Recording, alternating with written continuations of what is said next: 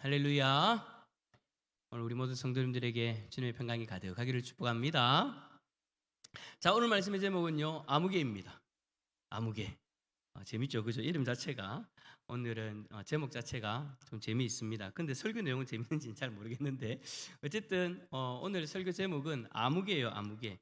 여러분, 우리가 지난 금요일에 3장의 말씀을 살펴보면서 3장에 나오는 그 룻, 그리고 나오미, 그리고 보아스가 각자의 그 간절함이 있을 때 최선을 다하는 그 모습들 우리가 살펴보았습니다. 그 모습들을 살펴보면서 우리가 가지고 있는 그 어떤 영적인 갈급함을 위해서 우리는 어떤 최선을 다하고 있는가? 나오미나 룻이나 보아스는 자신의 삶에 있는 그 간절함을 해결하기 위해서 최선을 다하는데 우리는 하나님 앞에서 그 영적인 갈급함이 느껴질 때, 내 영적인 갈급함이 깨달아질 때 갈급함이 있다라고 이야기를 하면서 과연 우리는 최선을 다하고 있는가? 하나님 앞에서 은혜를 누리고자, 하나님 앞에 더 가까이 나아가고자, 하나님 한 분만을 바라보고자 과연 우리는 어떤 노력들을 하고 있는가라는 그런 질문들을 하면서 스스로를 우리가 돌아보는 그런 시간들을 가졌었죠. 그리고 여러분, 나오미, 룻, 보아스는요, 자신의 간절함을 가지고 그 간절함을 이루기 위해 최선을 다했습니다. 룻은요, 저녁 타작마당에서 시어머니 나오미의 그 알려준 대로 보아스에게 청혼을 하는 그런 장면들이 있었죠. 이제 룻이 보아스에게 당신은 기업 물을 자다, 그러니까 우리의 기업을 물을 자다라고 그렇게 이야기를 하면서 기업 물을 자의 일을 행하시옵소서, 그리고 여호와의 날개로 나를 덮듯이 당신의 옷짝으로 나를 덮으소서라고 그렇게 부탁을 해요. 그렇게 요청을 해요. 그때 보아스는 그 룻의 요청을 듣자마자 그 자리에서 룻을 축복하고 이제 룻의 그 청혼과 같은 그런 고백들을 받아들이죠. 그리고 3장 11절에서 이렇게 말해요. 내 딸아, 두려워하지 말라. 내가 네 말대로 내게 다 행하리라 라고 그렇게 자신이 약속해 줍니다. 이어지는 이제 4장의 말씀이 어디서 시작되어지느냐? 성문 앞에. 자, 룻에게 이제 자신이 이제 그 소원을 이루어주겠다, 내가 다 행해주겠다, 기업 물을 자로서 내가 행할 일을 하겠다라고 그렇게 약속하고 나서 4장의 첫 장면이 성문이에요. 여러분, 왜 4장 1절에서 성문을 보여주고 있을까요? 그 이유는 뭐냐? 보아스가 이제 기업을 무르고 룻과 결혼하기 위해서는 먼저 해결해야 될 일이 하나 있었기 때문입니다. 바로 기업 물을 자의 그 순서에서 보아스보다 더 위에 있는, 그러니까 우선순위에 있는 한 사람이 있었다라는 거예요. 이 사람이 어떻게 결정하냐에 따라서 이제 보아스가 룻에게 약속했던 것을 지킬 수 있냐, 못 지키냐가 되어져 버리는 거죠. 그런데 이제 이 문제를 해결하기 위해서 보아스가 선택한 장소가 어디냐? 성문이라는 거예요. 여러분, 당시 성문은요, 사람들이 가장 왕래를 많이 하던 그런 장소입니다. 그리고 그곳에서 물건을 사고 파는 일이나 공중의 집회가 그곳에서 이루어지고는 했어요. 그뿐 아니라 성문은요, 재판과 같은 공적이고 법적인 결정이 이루어지는 그런 장소이기도 했던 거죠. 그러니까 보아스는 이러한 성문에서 나오미의 기업을 무르고, 그리고 룻과 결혼하는 그 일을 공적이고 합법적인 절차를 걸쳐서 성취하기 위해서 구체적인 작업을 하기 위해 그 자리에 있었던 거예요. 이 사장의 첫 장면에서 우린 두 가지 사실을 발견하게 되죠. 첫 번째는 보아스가 이 일을 관찰하기 위해서 치밀하게 계획을 세웠다. 그러니까 그날 저녁에 어떻게 해야 될까 고민하다가 이거를 이제 법적인 공동체 앞에서 허락을 받는 어떤 그런 일들이 있어야 되니까, 그리고 자신보다 앞에 이제 기업을 물을 자가 이제 어떤 결정을 내리는가를 이제 전체 공동체가 보는 어떤 이런 어떤 법적인 절차를 거치기 위해서 치밀하게 계획을 세웠다. 그리고 이를 위해서 헌신적인 모습을 보여줬다라는 것을 우리가 보게 되어지고, 두 번째는 이 일을 진행하는 과정에서 생생하게 나타나는 보아스와 그리고 또 다른 기업 물을 자의 대조입니다. 이 두 사람의 모습이요, 너무나도 대조되게 성경에서 나타나요. 그러면 서로 다른 그 모습으로 사는 이유가 무엇인가? 그것이 오늘 본문 가운데에서 절실하게 드러나죠. 자, 어쨌든 성문에서 보아스는 기다리고 있습니다. 얼마나 시간은 지났는지 모르겠지만 어쨌든 보아스가 성문에서 기다리고 있던 그때 그 사람이 지나갑니다. 그러니까 보아스보다도 앞서서 엘리멜렉의 집안의 그 기업을 물을 수 있는 그 사람이 지나가요. 참 여러분, 이 장면에서도 우리는 최선을 다하는 그 보아스의 삶에 하나님이 응답하시는 장면을 우리는 발견하게 되어지는 거죠. 그 일을 이루기 위해서 정말 최선을 다할 때에 하나님의 뜻이 그곳에서 다 스파크가 일어나는 거예요. 하나님의 역사가 그 가운데서 일어나는 거예요. 만약에 보아스가 그렇게 최선을 다하지 않고 그냥 룻에게 말만 하는 사람이었다면 여러분, 이 일은 일어나지 않았을지도 모릅니다. 그런데 보아스라는 사람은 그런 사람이 아니었죠. 하나님이 선택해 놓으신 그 사람 보아스는요, 최선을 다하는 사람이었어요. 하나님의 뜻을 이루기 위해 최선을 다하는 사람이었어요. 모든 것을 하나님 앞에 의탁하고 자기가 할 수 있는 최선을 다하고 결과를 하나님 앞에 맡길 줄 아는 그런 사람이었어요. 그 가운데에 하나님의 뜻과 짱 하고 부딪히는 그때 바로 기업 물을 자가 그 성문을 지나가는 거예요. 그리고 만나죠. 그때 보아스가 그 기업 물을 자를 부릅니다. 그리고는 자기와 함께 그 성문에 앉게 하고서는 그 성읍의 장로 10명을 불러가지고 증인으로 앉게 해요. 이제 뭐 한다라는 거예요? 법적인 절차를 들어가겠다라는 거예요. 이 사람하고 이 문제를 단판 짓겠다라는 거예요. 그가 기업 물을 자의 권리를 포기할 수 있도록 한번 설득해 보려고 하는 그런 시간을 가지는 거죠. 만약에 그렇지 않고 그냥 우선순위에서 밀려나 버리면 룻과의 그 약속은 지킬 수가 없는 약속이 되어져 버린 거예요. 왜냐하면 그게 법이니까. 그래서 보아스는 10명의 장로와 백성들을 증인으로 세우고 함께 앉은 그 기업 물을 자에게 묻습니다. 엘리멜렉의 가문의 기업 물을 자로서 나오미의 소유를 되사오는 그 일에 네가 나보다 우선권이 있는데 어떻게 하겠느냐? 그 기업을 물으겠느냐? 라고 그렇게 했더니 그 사람이요, 머릿속으로 계산기를 쫙 두드려 봅니다. 쫙 생각해 보더니 결정을 해요. 여러분, 왜 제가 계산기를 머릿속으로 두드려 본다라고 이야기를 했냐면 이 사람은 원래 그런 사람이에요. 오늘 여러분들이 본문을 읽어보시면 아시겠지만 이 사람은 계산적인 사람이에요. 자기에게 유익이 되는가 안 되는가, 자신에게 모든 일에 있어서 자신에게 이익인가 아니면 손해인가를 계산하고 나서 결정하고 움직이는 사람이 바로 보아스보다 앞서서 기업을 물을 자의 권리를 가지고 있는 사람이었다라는 거죠. 이 모습을 보아스가 질문했을 때 이 사람이 그대로 드러내요. 먼저 그 사람이 머릿속으로 계산을 해보더니 처음에는요, 이게 괜찮은 사업 같아요. 이 나오미의 기업을 내가 물으면 이 재산들을 내가 가져올 수 있으니까 괜찮은 것 같아요. 그래서 뭐라고 얘기했냐? 오케이. 뭐 나오미에게 아들이 있는 것도 아니고, 그리고 그 후에 이어받을 손자가 있는 것도 아니고, 자기가 나오미의 재산을 다 가질 수 있게 되어지니까 사업적으로 투자할 가치가 있는 거죠. 그래서 대답합니다. 내가 물으리라. 내가 기업 물을 자의 권리를 행사하겠다. 제가 만약에 보아스였으면 이게 아닌데 이게 아닌데 싶었을 거예요. 그런데 이 보아스가요, 어떻게 반응하느냐? 즉각적으로 또 다른 이야기를 하면서 반응합니다. 그 말이 무슨 말일까요? 그럼 보아스는요, 이 사람이 어떤 사람인지 알고 있었어요. 그래서 이미 머릿속으로 여러분 치밀하게 계산이 되어져 있던 거죠.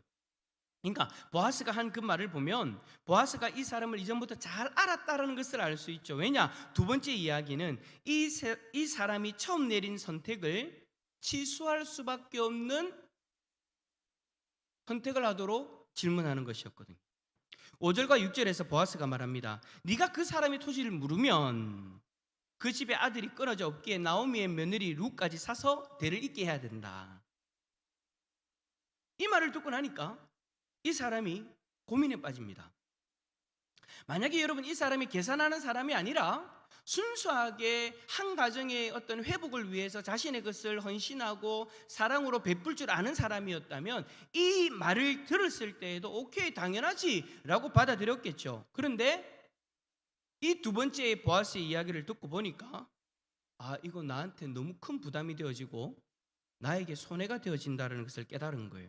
무슨 말이냐? 보아스가 여러분 두 번째 한 이 말의 뜻은요, 룻과 결혼했다가 만약에 룻이 아들을 하나만 낳게 되어지면 어떻게 되냐면 이 모든 내 돈으로 주고 산 엘리멜렉의 그 기업이 내 이름으로 되어지는 것이 아니라 룻을 통해서 낳은 아들의 이름으로 다 되어져 버리는 거예요. 그러면 내 집안의 재산이 아니라 저 집안의 재산이 되어져 버리는 거죠.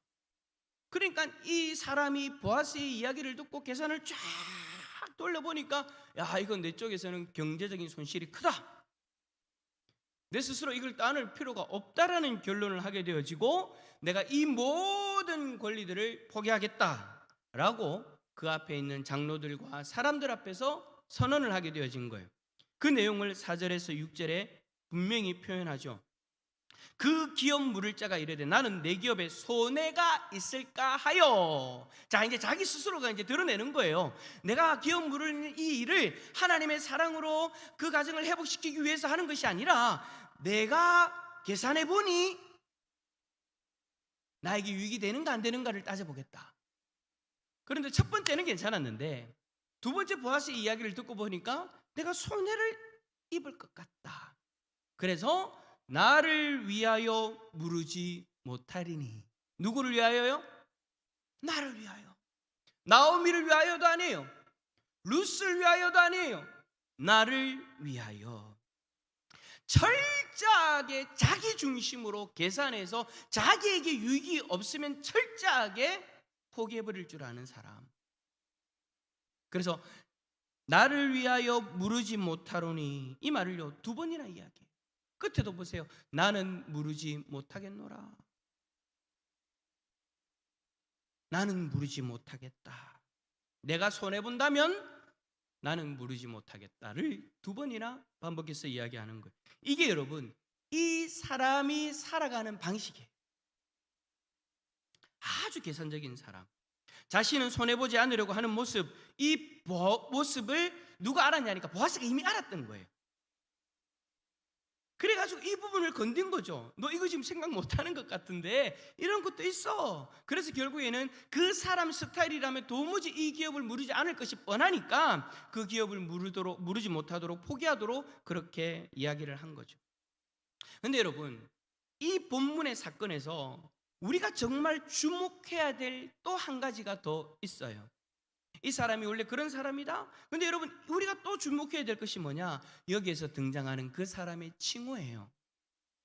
본문은 여러분 이 사람을 아주 특이한 칭호로 부르고 있습니다. 오늘 설교의 제목 아무개. 아무개. 이 사람이 지나가니까 보아스가 그렇게 부르는 거예요. 아무개요. 이리로 와서 앉아라. 여러분 정말 보아스가 그 사람의 이름을 알지 못해서 아무개요라고 그렇게 불렀겠습니까? 근데 또 이렇게 이야기하면 또 어떤 분들은 이게 번역본이니까 아무개라는 것이 그 사람의 이름 아닙니까? 라고 이야기하실 수 있는데 여러분 이 원래 원어의 뜻이 뭐냐면 익명의 사람이나 장소라는 뜻을 가지고 있는 거예요. 그러니까 우리나라 성경으로 번역되어진 이 아무개라는 이 단어가 딱 맞는 거죠. 지금 여러분 성경은요 의도적으로 이 사람의 이름을 우리에게 알려주지 않아요. 그런데 여러분 그렇다고 해서 보아스가 그 사람의 이름을 모른다? 아니요. 제가 앞에서 이야기했잖아요. 보아스는 그 사람을 너무나도 잘 알았어요. 어떤 스타일인지, 얼마나 계산적인 사람인지 보아스는 다 알고 있었단 말이에요. 자신의 친족인데 왜 모르겠습니까? 그런데도 불구하고 성경은 왜 그 사람의 이름을 드러내지 않고 익명으로 처리한 것일까요? 사실 여러분 룻기에 보면 이 사람처럼 한 번만 등장했던 사람들도 있죠. 그런데도 룻기는 그 사람들의 이름을 다 적어 놓습니다. 대표적인 사람이 누구예요? 오르바가 그랬잖아요. 딱 한 번 언급되어졌는데 아무개라고 안 했어요. 오르바라는 정확한 이름을 적어 놨어요. 자신의 고향으로 돌아간 사람임에도 불구하고 오르바라는 그 이름을 정확하게 명시했다라는 거죠. 그러면 우리 이렇게 생각할 수 있을까요? 이 사람의 이름을 익명으로 성경이 처리했으니까 이 사람은 그냥 무시할 수 있는 존재구나. 아니요. 여러분 그 사람은 어떤 사람이라고 했습니까? 기업을 물을 자라고 했어요. 처음에는 이야기를 들었을 때 계산을 쫙 해가지고 이게 내게 이익이 된다라고 해서 기업을 무르겠다라고 했어요. 무슨 말이냐면 내 돈으로 엘리멜렉이 팔았던 그 모든 땅들 내가 사겠다라는 거예요. 그래서 그걸 다시 나오미에게 주겠다라는 거예요. 재력이 있었던 사람이에요. 그리고 그 사회가 다 알아보는 유명 인사이기도 했어요. 여러분 본문 안에서도 그가 보아스와 대조를 이룰 만큼 등장하는 아주 중요한, 그 사회에서 봤을 때 중요한 인물이다라는 거죠. 그의 결정에 따라서 룻기의 판도가 완전히 뒤바뀌어질 수도 있는 그런 사람인 거예요. 보아스를 비롯해서 룻기를 읽는 모두가 이 사람의 결정에 촉각을 세우며 지켜보는 거죠. 그만큼의 영향력을 가지고 있는 사람이 이 아무개라는 호칭을 통해서 이 룻기에서 나타나고 있죠. 왜 그런데도 불구하고, 왜 그렇게 대단한 사람임에도 불구하고, 그렇게 재력가 있고 그렇게 유명한 사람임에도 불구하고 왜 그를 아무개라고 익명으로 부르는 걸까요? 그 이유는 기업 무르는 일을 통해서 적나라하게 드러났던 그의 사고방식과 삶의 태도 때문이다라고 이야기할 수 있습니다. 여러분, 보아스를 통해서 그 사람은 철저하게 자기 중심적이다라는 것과 자기 이속을 중심으로 살아가는 사람이라는 것이 드러났죠. 머릿속으로 계산을 해서 나에게 이익이 되어지만 하고요, 나에게 이익이 되어지만 안 하는 사람이라는 거예요. 근데 여러분, 이런 모습은요, 사사시대의 대부분의 사람들이 가지고 있었던 삶의 전통적인 방식이었어요. 룻기는 이 사람의 모습을 한 사람의 모습으로 치부하지 않고 아무개라는 이 익명의 사람으로 표현을 함으로써 사사시대를 대표하는 상징적 인물로 나타내고 있는 거예요. 그러니까 하나님의 뜻, 하나님의 손길을 생각하지 않는 그들, 분명히 하나님의 백성이라는 이스라엘의 자손임에도 불구하고 하나님이 원하시는 것에 대해서는 생각하지 않아요. 이 사람뿐만 아니라 사사시대의 대부분의 사람들이 철저하게 자기 소견에 옳은 대로 행하는 사람들이었다. 그래서 계산했을 때 내가 이 일을 할 것인가 말 것인가, 하나님의 뜻이 긍휼을 베푸는 거고 하나님의 뜻이 은혜를 베푸는 거니까 그 사랑을 실천하기 위해서, 하나님의 뜻에 순종하기 위해서 내가 좀 힘들어도, 내가 좀 손해를 봐도 하겠다? 아니요, 그거는 전혀 관심이 없고요. 이 사람, 아무개라고 이야기하는 이 익명의 사람을 비롯해서 사사기에 있는 대부분의 사람들이 다 자기의 소견대로 행하는 사람이었다. 그러니까 전체를 드러내고자 한 사람을 아우러서 이야기하는 거예요. 대표적으로 이야기를 하는 거예요. 그래서 아무개, 기업을 무르는 것과 보아스가 주장하는 것은요, 결국 여러분 다른 사람에게 긍휼을 베풀어야 되고 은혜를 베푸는 삶이에요. 그 삶은 결국에는 어떤 삶입니까? 하나님이 기뻐하시는 삶이죠. 근데 이 사람에게는 이러한 삶이 중요하지 않았다라는 거예요. 하나님이 기뻐하시는 삶보다 내가 기뻐하는 삶이 더 중요했던 거예요. 이 모습이 이 사람의 모습뿐만 아니라 그 시대의 모습이었던 것이죠. 근데 여러분, 솔직히 그 시대에만 그랬습니까? 지금 이 시대는 어떻습니까? 아니, 아무개처럼 하나님의 백성이라고 확신하며 살아가는 우리의 삶은 어떻습니까? 여러분의 삶의 기준은 뭡니까?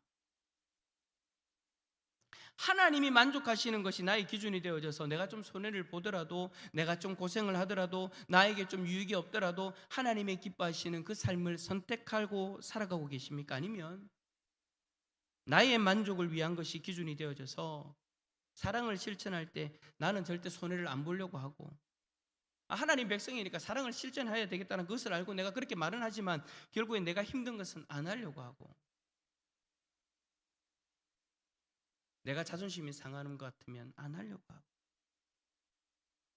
내 유익된 일만을 선택하려고 하는 그 모습이 우리의 모습은 아닌지요? 혹시 만약에 우리의 모습이 그렇다면 우리는 결국 여러분 하나님 앞에서 이거 정말 여러분 비참한 모습일 것 같아요. 아무개라고 불려지는 그러한 삶밖에 안 된다라는 거예요. 저는 솔직히 여러분 오늘 이 말씀을 준비하면 정말 충격을 받았어요.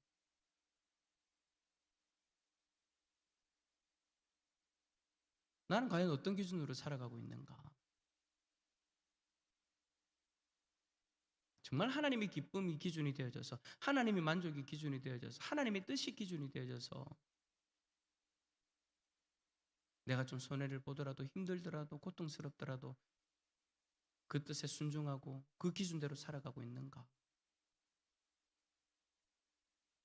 아니면 나의 만족이 기준이 되어져서 선택하고 살아가고 있는 것은 아닌가? 그런데 만약에 그러한 삶, 부자의 그러한 삶이 나의 삶이라면, 만약에 내 이름이 성경에 기록되어질 때 오늘 본문처럼 아무개라고 그렇게 기록되지는 않을까?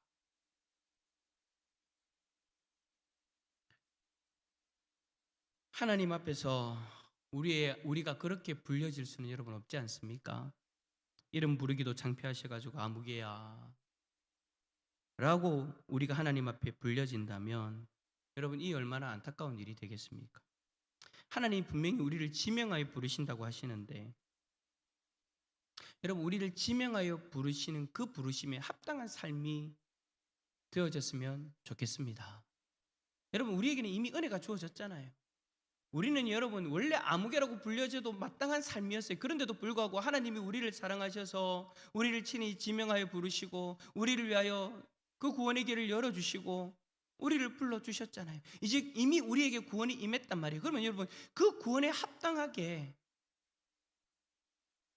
나의 만족이 아니라 하나님의 만족이 나의 기준이 되어져서 살아가야 되는 거죠.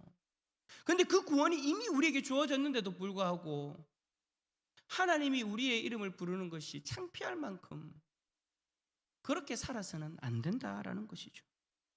여러분, 예수님을 보십시오. 예수님은요, 오롯이 하나님의 만족을 위해 사셨습니다. 죽어가는 우리를 구원하시고자 하나님의 뜻을 이루기 위해서 자신의 생명을 아낌없이 내어주셨어요.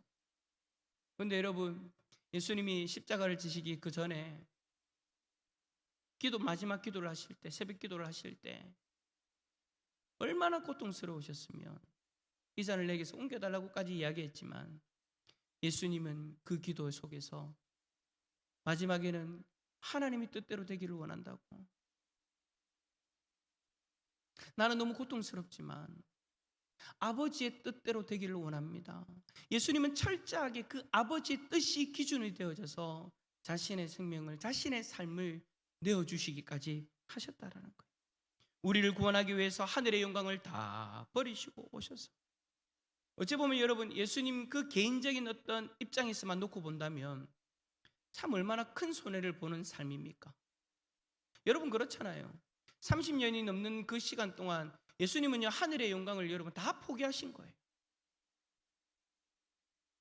우리는 잠시 잠깐의 힘듦도, 잠시 잠깐의 낮아짐도 어려워가지고 온몸을 비틀고 있는데, 예수님은 모든 것을 만족시킬 수 있는 그 하늘의 영광, 하늘의 만족들을 다 포기하고 친히 이 땅에 자신이 창조한 그 피조물의 모습으로 이 땅에 오셔가지고 자신의 삶을 사신 거예요. 33년이라는 그 시간 동안.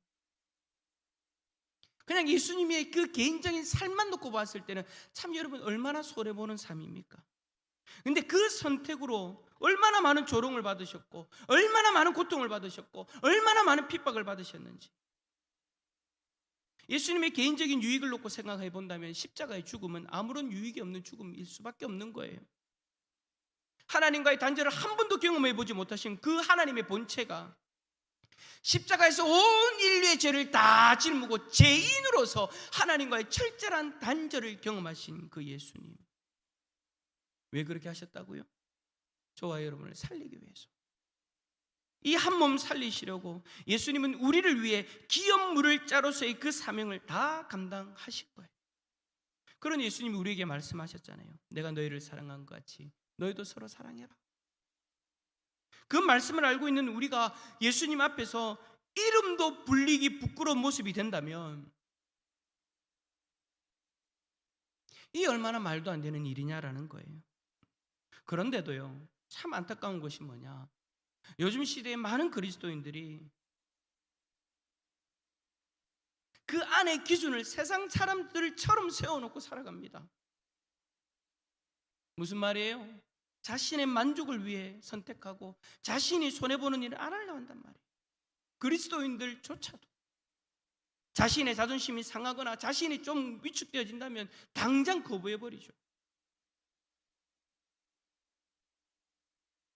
그렇게 되어지면 세상 사람들과 똑같은 모습이니 룻기의 목적대로, 룻기의 그 어떤 저자의 그 의도대로 만약에 우리의 삶이 기록되어진다면 우리는 결국엔 여러분 룻기에서 나타나는 아무개밖에 되지 않는다라는, 세상 사람들과 똑같은 그 모습. 그렇게 살면 안 됩니다 라고 그렇게 이야기하면 뭐 세상이 다 그렇게 살아가는데, 사람들 다 그렇게 살아가는데 왜 나만 유별나게 살아가야 되냐고 그렇게 이야기를 합니다. 사랑하는 성도 여러분, 우리는 달라야 되지 않겠습니까? 세상 사람들과 똑같은 모습이 아니라, 똑같은 기준이 아니라 세상 사람들과는 다른 기준으로 살아야 되지 않겠습니까? 예수님을 통해서 자기 비하와 겸손 그리고 헌신, 순종을 배우고 그 덕에 우리가 이 자리에 있는데, 내가 좀 힘들어도, 나에게 유익이 없어도 이렇게 사랑해야 된다는 것을 예수님을 통해서 배웠고, 그 사랑 때문에 우리가 새 생명을 얻어 살아간다는 것을 우리는 너무나도 잘 알고 있잖아요. 그렇다면 우리는 사랑하는 예수님 앞에서 아무개라고 불려지는 그런 삶을 살면은 안 되는 것이죠. 간절히 바라기는 아무개로 불려지는 그런 인생이 아니라 보아스처럼 하나님이 기뻐하시는 그 뜻을 쫓아서 긍휼과 은혜를 베푸는 그 사랑을 실천할 수 있는 삶이 되어질 수 있기를 축복합니다. 그래서 마지막 날 주님 앞에 서게 되어질 때 아무개야가 아니라 우리의 이름이 불려지는 그런 놀라운 은혜를 경험하는 우리 모든 성도님들이 다 되어질 수 있기를 예수 그리스도 이름으로 축원합니다.